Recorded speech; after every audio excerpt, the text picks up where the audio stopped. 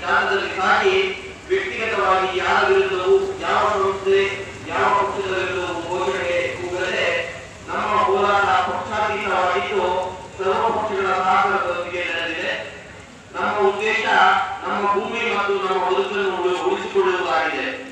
ಜೊತೆಗೆ ಎಲ್ಲರೂ ಕೋವಿಡ್-19 ಇರೋದರಿಂದ ಮಾಸ್ಕ್ ಹಾಗೂ ಸಾಮಾಜಿಕ ಅಂತರವನ್ನು ಕಾಪಾಡಿಕೊಳ್ಳಬೇಕು. ಯಾವುದೇ ಕಾರಣಕ್ಕೂ ಸಾರ್ವಜನಿಕ ಆಸ್ತಿ-ಪಾಸ್ತಿಗಳಿಗೆ ಹಾನಿಯಾಗದಂತೆ ನೋಡಿಕೊಳ್ಳುವುದು ನಮ್ಮ ಜವಾಬ್ದಾರಿಯಾಗಿದೆ.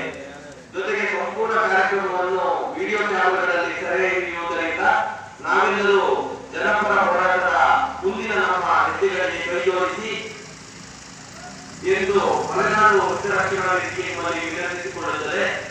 ಇಲ್ಲಿ ಮಲೆನಾಡು ಹಿತರಕ್ಷಣಾ ವೇದಿಕೆ ಕೇವಲ ಒಂದು ರೈತರ ಸಂಸ್ಥೆಯಾಗಿದ್ದು ಇದರ ಹೋರಾಟದ ಎಲ್ಲ ಶಕ್ತಿ ಇರ್ತಕ್ಕಂಥದ್ದು ರೈತರು, ನಾಗರಿಕರು, ಕಾರ್ಮಿಕರು, ಒಟ್ಟಾರೆ ದಕ್ಷಿಣ ಎಲ್ಲ ನಾಗರಿಕರದ್ದಾಗಿರುತ್ತೆ.